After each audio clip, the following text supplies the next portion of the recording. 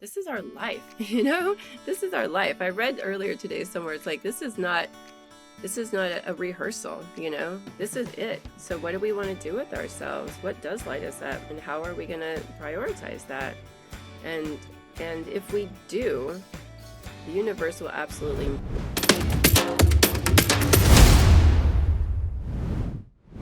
Welcome to Finding Your Spark again. I am so glad you're with us here today.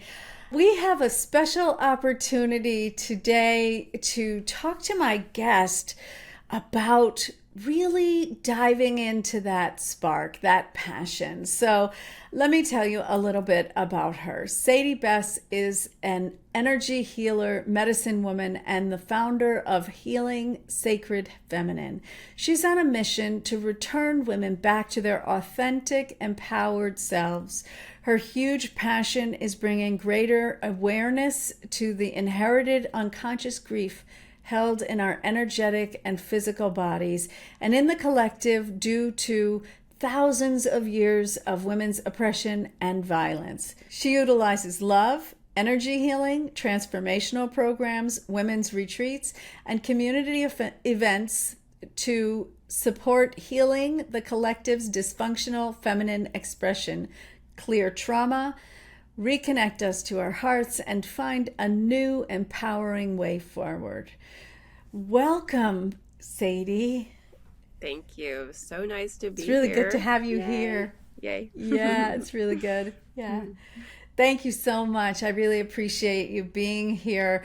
That is such a mouthful. You've got a lot going on there, and I'm really excited to get to dive in to some of that with you here today. Let's talk a little bit about how did you come to this work, and in what way? Like, sometimes people come on my show and there's a really specific reason, right? They say, oh, I really related to it in this way.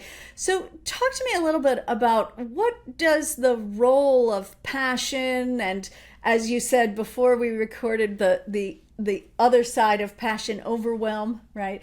What is the role of that in your work? Yeah, thank you. Thank you for asking that.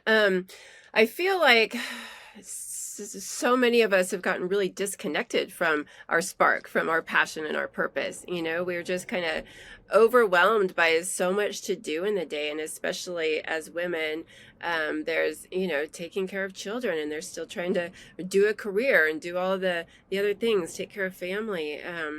And it can be really easy to just have too much and not enough time for ourselves, because we're overdoing, we're overachieving. We tend to be, real people pleasers and caretakers, and we can get kind of lost in that, and then not turn that around on ourselves and be taking care of ourselves and connecting in with our spark and what makes us feel really alive. So, and again, speaking to what you just shared about what I do, a lot of this inherited energy that we come in with, just kind of, it can be some heavy stuff that we're working through as women, as a group, just some big energies that we might not even recognize. Oftentimes we just kind of have normalized it and are kind of at this lower levels, kind of energy wise, and it can feel really heavy in our body. So when we're in that state of kind of some heaviness and overwhelm, and it's hard to connect to our passion and purpose, and remember our spark, and take the time to kindle that spark, and fan the flames. So yeah. So a big piece of what I do is kind of unpacking all of that, unpacking some of those heavier energies that we're carrying around, and getting back down into that. What is our spark? What is our passion? What does light us up? And how can we bring that to the world? Because it's different and unique for each one of us. We each have that beautiful light within. And yeah, how do we access that and bring it forth? So yeah. Yeah. You really bring to mind the idea that there may be some clearing to do before we get to the part where we get to have more energy and feel more plugged in, and really work our way toward passion, right? Can you talk a little bit about that? Yeah, and as you were talking, I just got this visual of, when there's a fire, the flame, the passion, and when there's too much, piled on top of it, it just kind of goes out. It needs air, it needs space. So you kind of have to give it space and to give it some room to breathe, so that the flames can, fan and or flame. So yeah, so some of this process for us, depending on where we're at in our own personal journeys, some of that can be removing a lot of stuff that's really heavy on it, that's just overwhelming us. And especially as women, but I think everybody in this society, we just take on so much. That's what is celebrated, and that's what we've been told to do. Just the early bird gets the worm. You got to work hard. You got to do all these things. We're all trying to do all of the things. There's like this fear of missing out. If I don't do this, I'm not going to achieve that. So and so is doing this and they're successful, I better try that. There's just so much, and it's just overwhelming. There's just too much. So we need to kind of clear away some of that and get down to what is essential. We need to simplify and kind of get back to basics, and look at what is really true for us, what's true in our hearts, not what our mind says we're supposed to be doing, comparing and contrasting to everybody else, but what really speaks to our hearts, what lights us up, what truly brings us joy. And for a lot of us, that's going to take some time to really sit still with, because we've kind of confused our mental experience with our hearts, so we are a little disconnected from our intuition and from tapping into the truth because we're so bombarded with all these messages of what it's supposed to look like. Oh, I'm supposed to get the job. I'm supposed to get this career. I'm supposed to get married. I'm supposed to have kids. I'm supposed to do blah, blah, blah, and have the house and all these things. So that's in our minds, but what's actually in our hearts? And that since we've been trained into our minds so much, it can take a little bit to settle into our hearts and to really what really lights me up? What makes me want to just jump out of bed in the morning, instead of oh, here's another day, so yeah, so there's some clearing and some unpacking there for sure, for sure. I really connected to what you said about, so first you were talking about kind of moving from our head energy, our thinking energy, into the heart, which is a really different feel in the body, and terribly different results, just drastically different results. And as part of that, you mentioned the word stillness. And I'd love to sort of dive in to what does stillness do for us?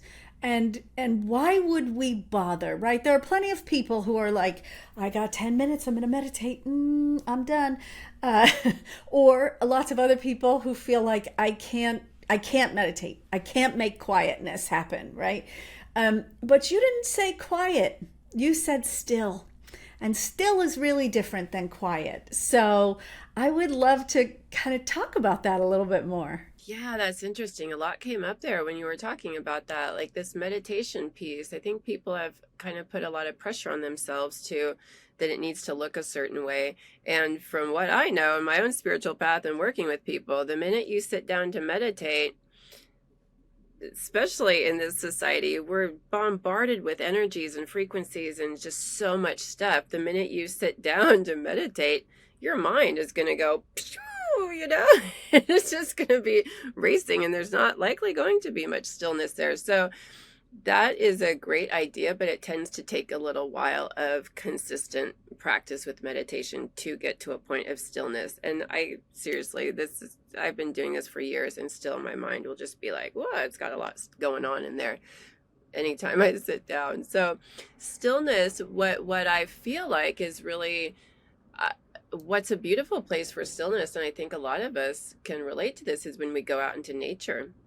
When we finally get out into nature and we just sit and maybe look around, look at nature, look at the trees, look at the birds, look at and that's where I find a lot of calm and stillness, just because I've gotten out of maybe some city stuff. And it doesn't have to be far out into nature, even into the park, to just sit in the grass or out in your yard and just sit there. and just kind of allow things to settle down, allow your mind to settle down, and try to feel into what is alive for you, so that stillness, because even with meditation, people can get hyper like focused on trying to achieve something in meditation, so there's not necessarily a stillness, there's still a attachment to outcome with meditation. So stillness is just allowing ourselves to go internal and listen. I think listening is a really big piece of stillness. And that's a really great part of meditation as well. Instead of trying to quiet the mind, to just listen. Listen to our bodies, listen to what's happening outside, and then we can try to move out of our mind a bit. Allow whatever is coming forward to come forward, to come into our experience. Yeah, sure. That's great. That's great. I really relate to this piece about the uh, the energy of nature. And as you were talking about stillness and nature, I think there are lots of people who can kind of just go outside and automatically feel different, right? Feel a part of whatever that energy is.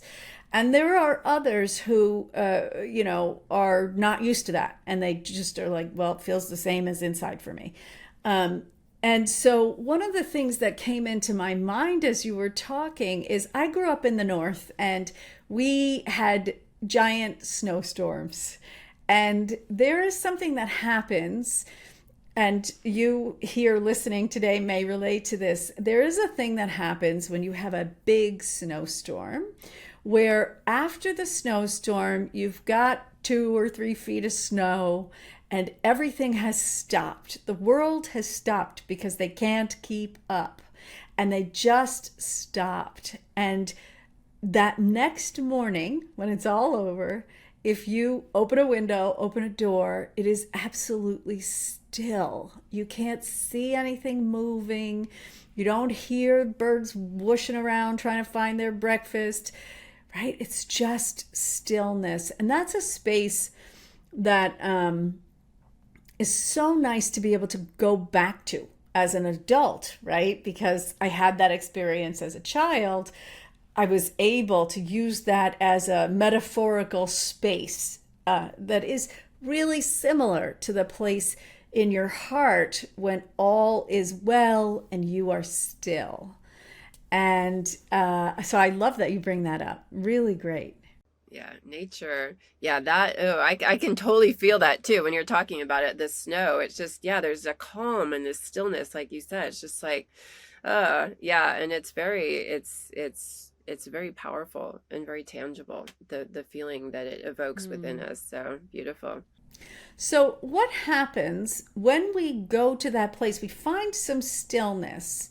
And for me, in my practice, I find that this is a critical element, that somehow we have to find stillness in order to get to those good things that we want. We can all go around saying, I want to be, I want to have, what is it, more time, more money, more of everything, right? I want to have everything.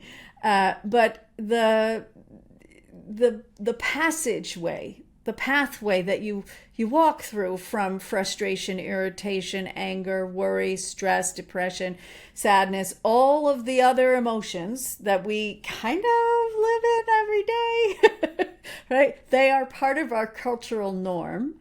That passageway for my work really is the stillness, and that once you're in the stillness, then you have choices. And I wonder if you could speak to that a little bit. You have choices. Yes.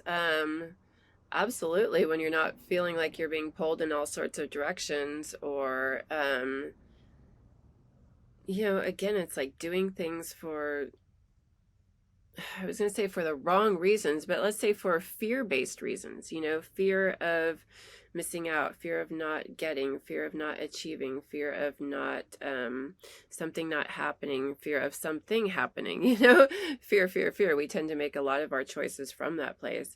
And when And really, that's a really important practice for that I would recommend to anybody, when making decisions or throughout their day. And it can be the smallest decisions down to what we're eating. Where are we choosing from? If we stop and feel into that, what is our decision based on? Is it coming from a place of love and caring, or is it coming from a place of fear?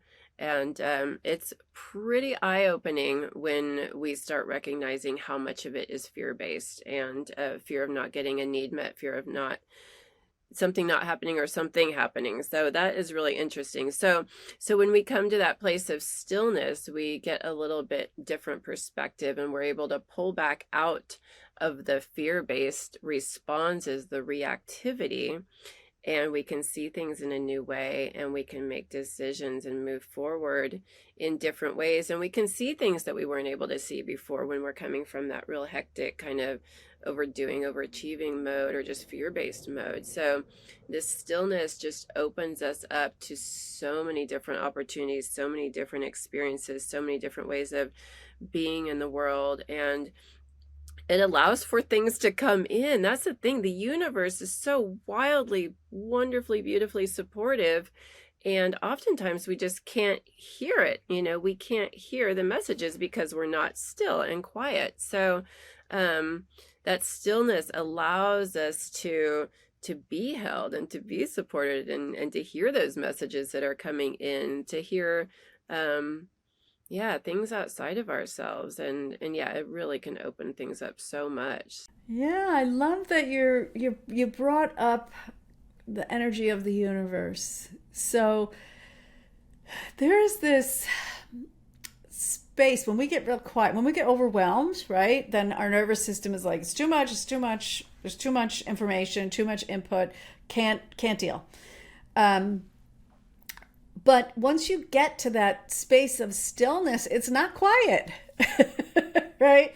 So it's often there is so much going on in the universal energy in the space that is both outside of you and just outside of you, right? Part of your energy system that is there for you and can really have an impact on your next moment's experience, including future moments, right? Not just you can really make a change, a transformational change in that moment.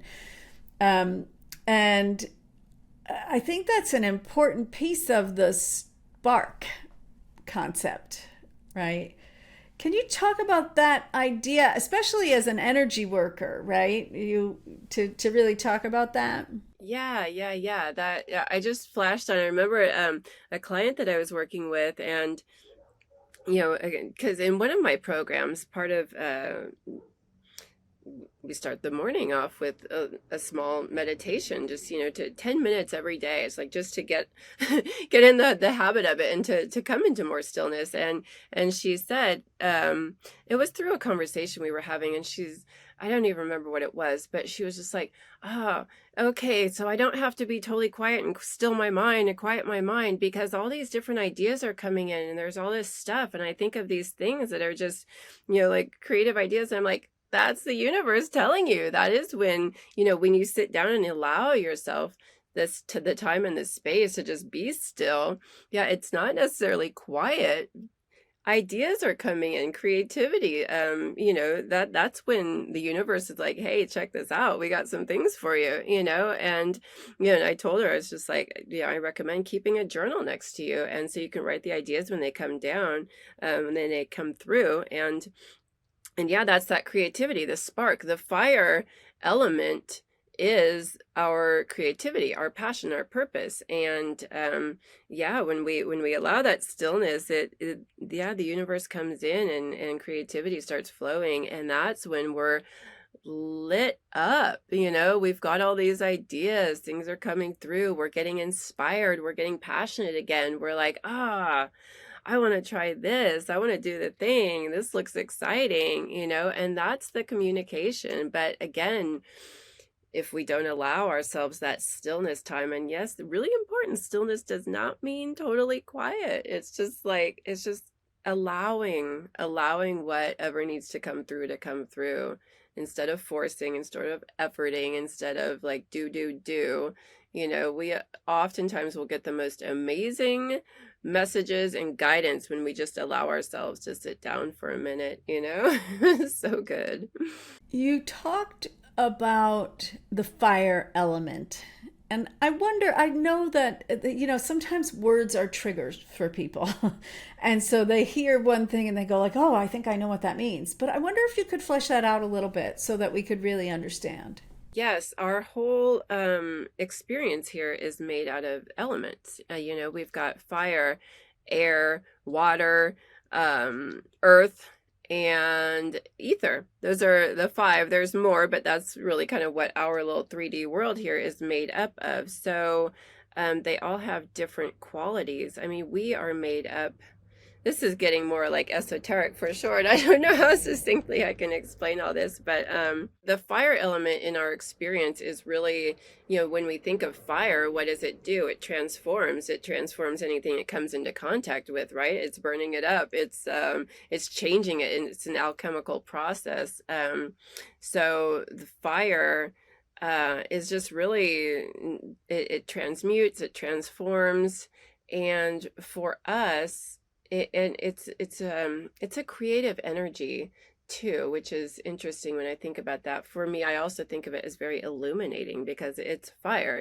So, and it burns up old ways of being and transmutes them into new fresh energies. So which is what fire does. It burns things up. I think of right now, there's like a specific pine cone. It actually needs fire for it to birth a plant, birth a tree. It requires, where other seeds can just drop into the ground and grow from the soil, this actually needs fire to open it up and start its growth process, which I just think is so amazing because it really shows that I don't know, it speaks to the power of nature. She's ready for anything, even fire. New birth can come out of that. So, a lot of my listeners here, we're listening for how do we find the spark and what do we do with it when we got it, right? And so I'd love it if you could give a little advice of how can we start to work with that energy of passion that you've been describing. How can we start to get there? To get there, I think the first thing and one of the simplest things that came to me was writing and journaling. And can be really as simple as you start off with a sentence, like talking to your soul or your inner self, whatever you want to call it. What do I feel passionate about? What really lights me up? What am I excited about? What do I feel really joyful about?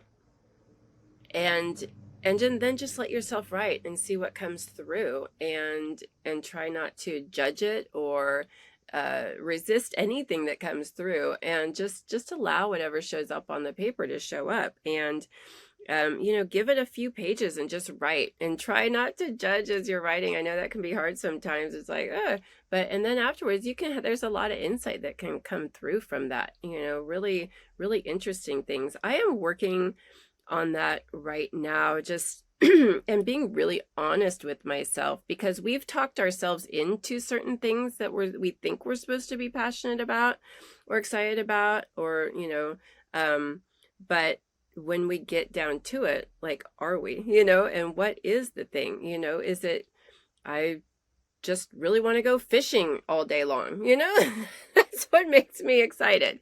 It could be something like that. Just allow for whatever comes through, and maybe it might seem ridiculous, and maybe it's you're worried what people might think of you, but just allow what comes through, and allow that to, I don't know, to really inform you on how to move forward. And some of these things, it doesn't mean like if I want to go fishing all day, it doesn't mean I get to drop everything necessarily and just go fishing all day. But how do you start incorporating that more into your life, and how do you start exploring that and allowing it to be more a part of your life and making time for it? Because anything we do like that is going to really spread out to the rest of our life, and we're going to just find greater peace and ease and joy within ourselves the more we give ourselves permission to explore our passions and to really get into that. So yeah, really important to make time for it and even schedule it in. We're such schedulers, we have our calendars packed, packed, packed. So schedule in time for your passion, whatever that might be, and just really make it a priority, because this is our life, this is our life. I read earlier today somewhere, it's like, this is not a rehearsal, this is it. So what do we want to do with ourselves? What does light us up, and how are we going to prioritize that? And if we do, the universe will absolutely meet us there, it really will. Some of those other things can just fall away. They don't need to be front and center. That's great. That's great. Yeah. And I like that you addressed the do we just jump into action, right? When we get these ideas and thoughts, there's a period of working with those thoughts and feelings and sparks before there's like, let me quit my job Yeah, and be a yeah, fisherman. Right? And so that period's so important because so many times there's an impatience, there's a feeling of impatience that goes with passion, right? It's like, oh, I can feel the swirl of energy and you're moving in the direction, and then you're like, let me just go, and your life is not ready for that, right? So that's so interesting. yeah, yeah, it's so true. Well, I would love it if you could tell our listeners how they can get in touch with you and be a part of your world. Awesome. Yeah, you can find me on my website. That's a great place. Healingsacredfeminine.com. And I'm on Facebook, Saidi Bess. That's a great place as well. Yeah, and join my mailing list, and I have lots of events every month. It's just really amazing. All right, great. And you earlier when we were talking, you talked a bit about a program that you have available for folks. Can you talk a little bit about that? Yes, yes, yes. This is my Sacred Feminine Phoenix Rising. Speaking of sparks, and burning it down. So, really, uh, burning up the old kind of wounded feminine archetype that a lot of us have been rocking out a little too much, maybe like resentful, fearful, bitter and angry and frustrated, maybe some victim mentality, just from a lot of growing up in this patriarchal society that just hasn't really cherished and honored the feminine energies so much. But, we're coming into a new time, and it's a gorgeous time, and the feminine is really starting to rise and really come back into her power. So this program is all about bringing some of that heaviness to our consciousness so we can move in a new direction, and yeah, to definitely fan those flames and reconnect with our passion, our intuition, our hearts. We've kind of just shut down and been really defensive towards life, towards our partners, towards the universe wanting to give us so much love and abundance and creativity, for sure. So really, through a variety of there's an energy healing session every week, and there's writing exercises and one-on-one sessions, and really powerful awakening through this process. And at the end, there's a beautiful death ritual where it's death to the old way of being, and releasing those old wounded feminine energies, and just stepping strong into our sacred feminine, just rising in our power and our passion. And it's a lovely program, and I'm just so excited to be sharing it with people. So thank you so much for asking. Yeah, my pleasure. Well, thank you for being with us here today, Sadie. Yeah, thank you so much. I want to remind everybody that if you are in a position where you find that there's frustration in your life, you find that you go into your situations throughout your life and you think, oh, why am I so irritated with that person? What's going on with me? Or even if you're really walking through a season of darkness and there's a lot going on in your life, that there is a resource. You can go to unbreakable.guide and on your browser, and it will take you to the resource that is a guide that I have written for you to being unbreakable, to being fully yourself. There is a complete system within it that will teach you how to reframe and rework with yourself in order to be able to navigate your life more easily, and also some immediately actionable tools that you can use to help yourself get there along the way. So that's at unbreakable.guide. Thank you so much for being here with us today.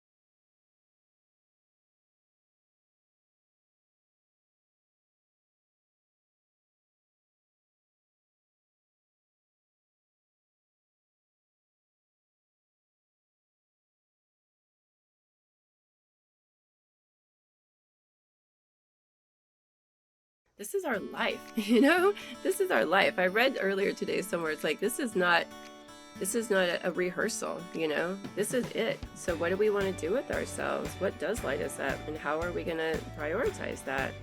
And if we do, the universe will absolutely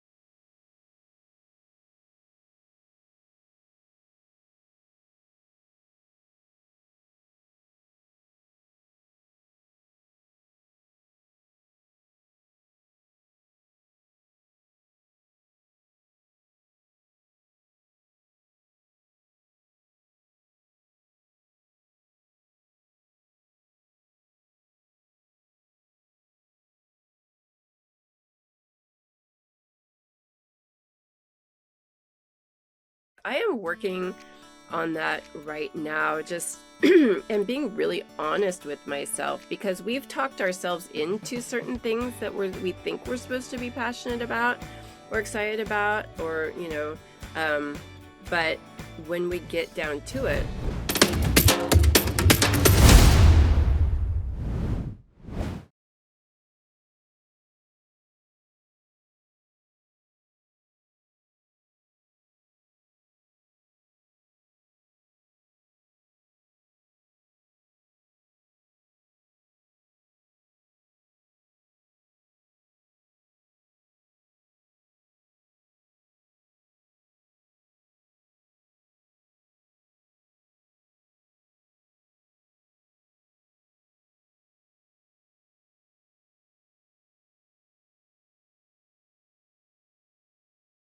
because anything we do like that is going to really spread out to the rest of our life, and we're gonna just find greater peace and ease and joy within ourselves the more we give ourselves permission to